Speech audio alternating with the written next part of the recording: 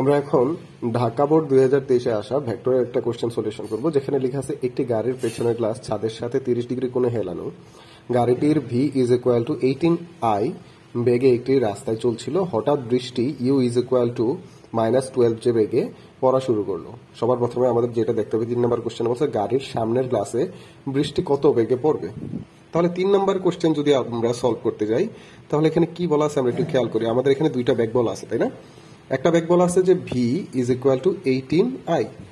তাহলে এই যে 18I, আই মানে এটা কোন অক্ষের দিকে আছে, এক্স অক্ষের দিকে। তাহলে এটা যদি আমরা মান বের করি তাহলে কি হয়ে যাবে, রুট ওভার অফ 18 স্কোয়ার। তার মানে দিন শেষে ঘুরে কত আসবে, 18। তাহলে আমরা ভি এর মান পেয়ে গেলাম 18। ঠিক সিমিলার ভাবে আমরা যদি বলি যে আমাদের তাহলে স্রোতের বেগ কত হবে, যে সরি বৃষ্টির বেগ কত হবে, এই যে বৃষ্টির বেগ এখানে দেওয়া আছে -12J। তাহলে আমরা বলতে পারি এখানে ইউ এর মান হবে রুট ওভার অফ এই যে -12J। এটা যদি আমরা বের করি তাহলে -12 স্কোয়ার রুট হবে। তো দিন শেষে ঘুরে কত আসবে, 12। তাহলে আমরা ইউ এর মান এবং ভি এর মান পেয়ে গেছি দুইটা, তাই না? তাহলে এখান থেকে আমরা যদি বলি যে লব্ধি বেগ আমাদের কত হবে, মানে কত বেগে হলে যে বৃষ্টি পড়তেছে এটা আমরা বের করতে চাই, তাহলে আমরা এখান থেকে বলতে পারি যে লব্ধি বেগ আর ইজ ইকুয়াল টু কত হবে, root over of u square plus v square. এখানে ইউ এর মান কত, ইউ এর মান হলো 12। তাহলে আমরা লিখতে পারি 12 স্কোয়ার প্লাস 18 স্কোয়ার। এই যে মানটা হবে এটাই হবে আমাদের লব্ধির মান। তারপরে আমরা যদি 4 নম্বর কোশ্চেন সলভ করতে যাই, 4 নম্বর কোশ্চেনে কি বলা আছে যে উদ্দীপকের গাড়ির পেছনের গ্লাস বৃষ্টিতে ভিজবে কিনা গাণিতিক বিশ্লেষণপূর্বক মতামত দাও।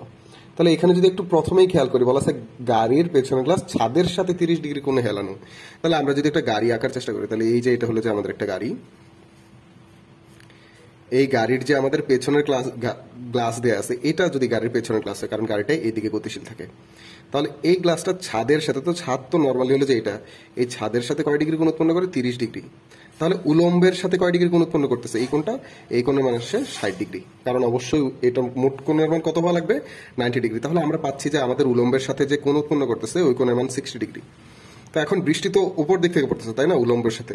তো আমরা বৃষ্টির যে কোণ, ওইটা উলম্বের সাথে কোণ যদি আমরা নির্ণয় করতে চাই, কোণের সূত্র আমরা tan theta is equal to কত জানি, tan theta is equal two জানি কত হবে, যে যার সাথে কোণ উৎপন্ন করে সে নিচে। তাহলে এখানে বৃষ্টির সাথে কোণ উৎপন্ন করছে বৃষ্টি উপরে নিচে, এবং ব্যাগ হবে কি উপরে, গাড়ির ব্যাগ। তো এখান থেকে আমরা যদি থিটা বের করি, থিতার মান কত আসবে, থিতার মান আসবে tan ইনভার্স, এখানে আসবে কত, ভি।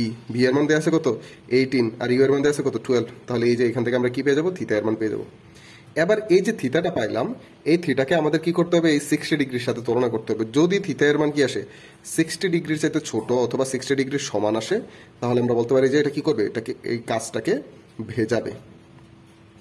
আর যদি কি না আসে, সমান না আসে, তাহলে আমরা যদি দেখি যে থিতা এর মানটা কি আসে, 60 ডিগ্রির চাইতে বড়, তার মানে কাজটা ভিজাবে না। এই কথাটা হলে যে আমাদের মনে রাখতে হবে। তাহলে এই যে থিতা, এই থিতার মান বের করে হলে যে আমরা এটার উত্তর বলে দিতে পারবো।